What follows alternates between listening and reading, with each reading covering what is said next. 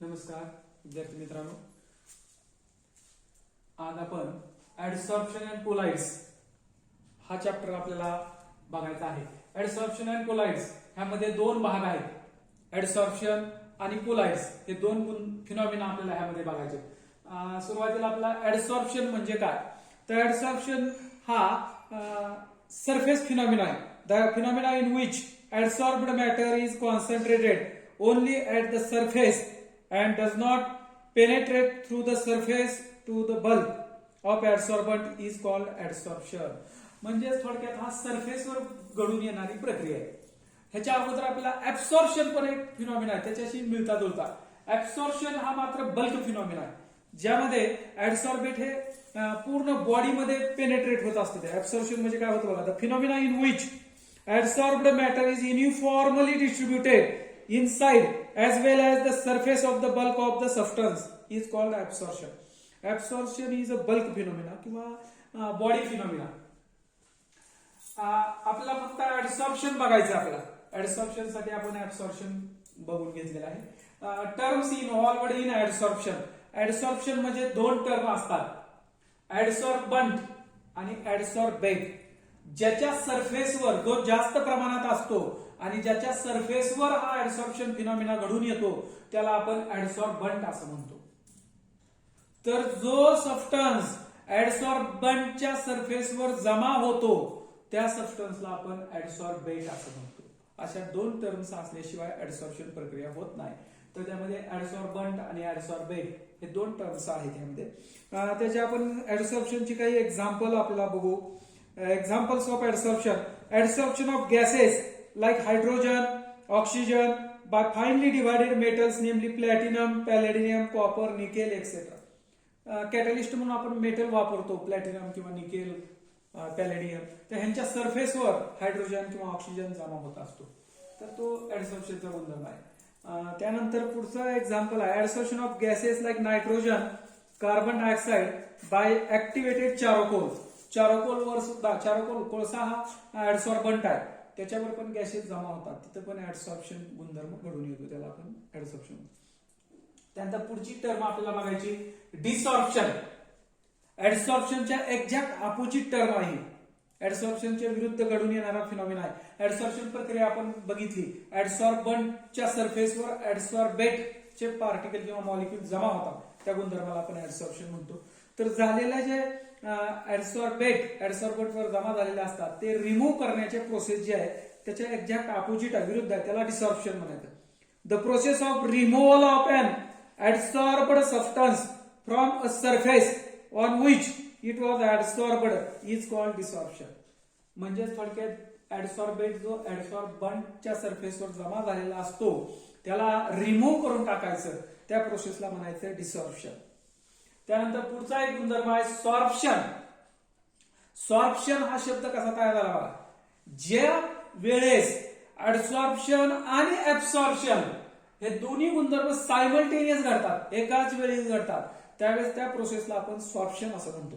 The phenomena in which both adsorption and absorption occurs simultaneously is known as sorption. एकाच वेळेस घडतात त्यावेळेस त्याला आपण सॉर्प्शन असं म्हणतो. बघा सॉर्प्शनचं एक्झाम्पल आपण बघता येईल आपला चॉक अँड इंक. जर आपण खडूचा तुकडा शेईमध्ये जर बुडवला तर बघा शेई तिथली काय करतं, ते खडू दोन्ही क्रिया होतात, त्यामध्ये सरफेसवर पण त्याचे पार्टिकल जमा होत असतात. खडू आपल्याला निळसर दिसतो पांढरा असलेला, शेई जर निळ्या कलरची घेतली आपण तर. त्याचबरोबर ते बॉडीमध्ये चारोकोलच्या आतमध्ये पण सिंक होतं, म्हणजे तिथं दोन्ही पण क्रिया घडत असतात, ऍब्सॉर्प्शनची पण आणि ऍडसॉर्प्शनची पण. त्याला आपण सॉर्प्शन असं म्हणतो. नेक्स्ट पॉइंट आहे टाइप्स ऑफ ऍडसॉर्प्शन. ऍडसॉर्प्शनचे दोन मुख्य प्रकार आहेत, फिजिकल ऍडसॉर्प्शन किंवा त्याला आपण फिजिसॉर्प्शन असं म्हणतो, आणि दुसरा आहे केमिकल ऍडसॉर्प्शन किंवा त्याला केमिसॉर्प्शन असं म्हणतो. आता यामध्ये महत्वाचा फरक काय बघा, ह्यांच्यामध्ये ऍडसॉर्बंट आणि ऍडसॉर्बेट ह्यामध्ये बॉन्डिंग कसं आहे त्याच्यावरून त्याचे दोन प्रकार करतात. ज्यावेळेस वीक व्हॅन्डरवॉल्स फोर्स असतो त्याला आपण फिजिकल फोर्स म्हणतो. ऍडसॉर्बंट आणि ऍडसॉर्बेट ह्यामध्ये ज्यावेळेस वीक व्हॅन्डरवॉल्स फोर्स असतो, फिजिकल फोर्स असतो, त्यावेळेस त्या ऍडसॉर्प्शनला आपण फिजिकल ऍडसॉर्प्शन किंवा फिजिसॉर्प्शन असं म्हणतो. तर केमिकल ऍडसॉर्प्शन किंवा केमिसॉर्प्शन म्हणजे काय, तर ऍडसॉर्बंट आणि ऍडसॉर्बेट ह्यामध्ये ज्यावेळेस केमिकल बॉन्ड असतो मग त्यामध्ये कोव्हॅलंट किंवा आयनिक बॉन्ड आपण बघितलं, तर त्यापैकी एखादा बॉन्ड ज्यावेळेस ऍडसॉर्बंट आणि ऍडसॉर्बेट मध्ये असतो त्यावेळेस त्या ऍडसॉर्प्शनला आपण केमिकल ऍडसॉर्प्शन किंवा केमिसॉर्प्शन असं म्हणतो. ह्याच्यामध्ये आपला फिजिकल ऍडसॉर्प्शन आणि केमिकल ऍडसॉर्प्शनचा डिस्टिंग्विश सुद्धा माहित असणं आवश्यक आहे. बघा, तर त्यामध्ये फोर्स हा फिजिकल ऍडसॉर्प्शन मध्ये वीक किंवा फिजिकल फोर्स असतो, वीक वॅन्डरवॉल्स फोर्स असतो. केमिकल ऍडसॉर्प्शन मध्ये केमिकल फोर्स म्हणजे अर्थात केमिकल बॉन्ड असतो, आयनिक किंवा कोव्हॅलंट बॉन्ड असतो. त्यानंतर फिजिकल ऍडसॉर्प्शन हे नॉट स्पेसिफिक इन नेचर, एका स्पेसिफिक नेचरमध्ये नसतं, कुठून सगळ्या स्वरूपामध्ये ते घडतं. तर केमिकल ऍडसॉर्प्शन हे स्पेसिफिक असतं, हायली स्पेसिफिक, एका विशिष्ट दिशेनं किंवा डायरेक्शनला होत असते. फिजिकल ऍडसॉर्प्शन मध्ये the heat of adsorption is low, physical adsorption मध्ये हीट ऑफ ऍडसॉर्प्शन ही लो असते, तर केमिकल ऍडसॉर्प्शन मध्ये हीट ऑफ ऍडसॉर्प्शन हे हाय असते. Physical adsorption occurs at the low temperature and decreases with an increase in temperature. Physical ऍडसॉर्प्शनची process ही low टेम्परेचरला घडून येत असते आणि टेम्परेचर वाढल्यानंतर त्याची प्रोसेस डिक्रीज होत असते. तर केमिकल ऍडसॉर्प्शनला हाय टेम्परेचरला फेवरेबल कंडिशन असते, फेवर्ड ॲट हाय टेम्परेचर. त्यानंतर फिजिकल ऍडसॉर्प्शन ही रिव्हर्सिबल आहे, म्हणजे आपल्याला परत ते ऍडसॉर्बंट ऍडसॉर्बेट वेगळे करता येतात, परत म्हणजे ऍडसॉर्प्शन डिसॉर्प्शन ह्या प्रोसेस त्यामध्ये घडतात, रिव्हर्सिबल आहे, पुन्हा पुन्हा करतात. परंतु केमिकल ऍडसॉर्प्शन एकदा झालं की ते परत आपला ऍडसॉर्बंट ऍडसॉर्बेट वेगळे करता येत नाहीत, म्हणजेच ते इरिव्हर्सिबल असतं. त्यानंतर नेक्स्ट पॉइंट आहे factors affecting adsorption of gases on solid. त्याच्यावर परिणाम करणारे घटक कुठले आहेत, तर गॅसेस ऑन सॉलिड्स म्हणजे सॉलिड हा ऍडसॉर्बंट असतो आणि त्या ठिकाणी गॅसेस त्याच्यावर जमा होतात, म्हणजे गॅसेस हे ऍडसॉर्बेट असतात. त्या ऍडसॉर्प्शन वर परिणाम करणारे घटक कुठले आहेत ते बघायचे.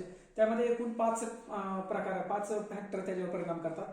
Nature of adsorbent, nature of adsorbate, surface area of adsorbent, temperature आणि प्रेशर ऑफ गॅस.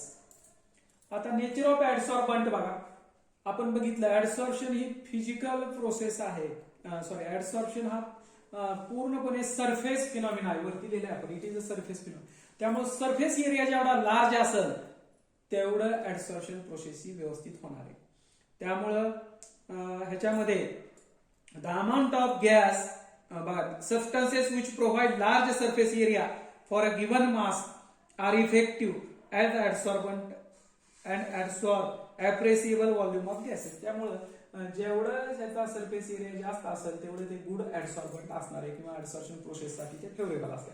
त्याचं एक्झाम्पल आहे जे जास्त सरफेस एरिया प्रोव्हाइड करतात असे सिलिका जेल, चारोकोल हे गुड ऍडसॉर्बंट म्हणून आपण वापरतो. त्यानंतर आहे नेचर ऑफ ऍडसॉर्बेट. बघा, the amount of gas adsorbed by a solid depends on the nature of gas. Gases having high critical temperature liquefy easily and can readily be adsorbed. जे gases critical temperature हाय असतं आणि हाय critical temperature असणाऱ्या गॅसेसचं easily liquefaction होत असतं, म्हणजे त्याचं liquid मध्ये रूपांतर होतं आणि असे गॅसेस इझिली ऍडसॉर्बंट कडून ऍडसॉर्ब केले जातात, म्हणजे ऍडसॉर्प्शन प्रोसेस फेवरेबल होते. म्हणजे नेचर ऍडसॉर्बेटचं नेचर थोडक्यात गॅसेस हे ऍडसॉर्बेट आहेत ह्या प्रोसेसमध्ये. त्याचं नेचर कसं आहे तर त्यामध्ये त्यांचं टेम्परेचर गॅसेसचं क्रिटिकल टेम्परेचर हे हाय असलं पाहिजे आणि इझिली लिक्विफिकेशन झालं पाहिजे, त्याचं लिक्विडमध्ये रूपांतर झालं पाहिजे. हे गुड ऍडसॉर्बेट म्हणून समजले जातात. नेक्स्ट फॅक्टर आहे surface area of adsorbent. Adsorption is a surface phenomena. Hence, the extent of adsorption increases with increase in surface area of adsorption. Surface adsorption he surface phenomena, surface गुणधर्म आहे. त्यामुळं जेवढा surface area जास्त असेल तेवढ्या ऍडसॉर्प्शनचं प्रमाण extent हे काय होत असतं, वाढत असतं, इन्क्रीज होत असतं. नेक्स्ट फॅक्टर आहे टेम्परेचर.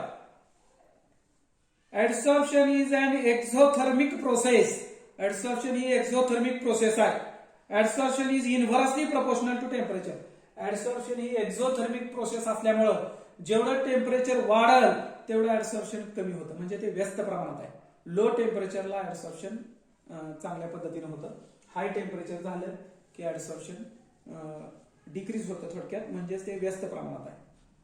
त्यानंतरचा फॅक्टर आहे pressure of gas. Pressure of gas मध्ये काय बघा, at any temperature the extent of gas adsorbed increases with an increasing of pressure. Pressure directly proportional दिले आपण, डायरेक्टली प्रोपोर्शनल टू प्रेशर. म्हणजे ऍडसॉर्प्शन phenomena हा प्रेशरशी डायरेक्टली प्रोपोर्शनल असतो. कुठल्याही टेम्परेचरला प्रेशर वाढला की जमा होणाऱ्या गॅसचं, ऍडसॉर्बंटवर जमा होणाऱ्या गॅसचं प्रमाण हे वाढतं. म्हणजे ऍडसॉर्प्शन प्रोसेस ही प्रेशरशी डायरेक्टली प्रोपोर्शनल आहे असं आपल्याला सांगतात. हे फॅक्टर्स आहेत ऍडसॉर्प्शन वर परिणाम करणारे घटक. 5 पॉईंट आपण एक्सप्लेन केलेले आहे. त्यानंतर नेक्स्ट पॉईंट आहे ऍप्लिकेशन्स ऑफ ऍडसॉर्प्शन. ऍडसॉर्प्शनचे ऍप्लिकेशन काय आहेत, तर कॅटॅलिसिस हा त्याचं ऍप्लिकेशन आहे, कॅटॅलिसिस. आणि त्यामध्ये 2 प्रकारचं कॅटॅलिसिस असतं, हेट्रोजिनियस कॅटॅलिसिस आणि होमोजिनियस कॅटॅलिसिस. तर हेट्रोजिनियस कॅटॅलिसिस कशाला म्हणायचं आणि त्याचे ऍप्लिकेशन कुठं आहेत नेमके, तो भाग आपल्याला, आणि कोलाइड्स असा भाग आपण नेक्स्ट व्हिडिओमध्ये त्याचे ऍप्लिकेशन्स आणि कोलाइड्सला आपण सुरू करणार. 2 ते 3 व्हिडिओमध्ये आपला हा चॅप्टर संपणार आहे.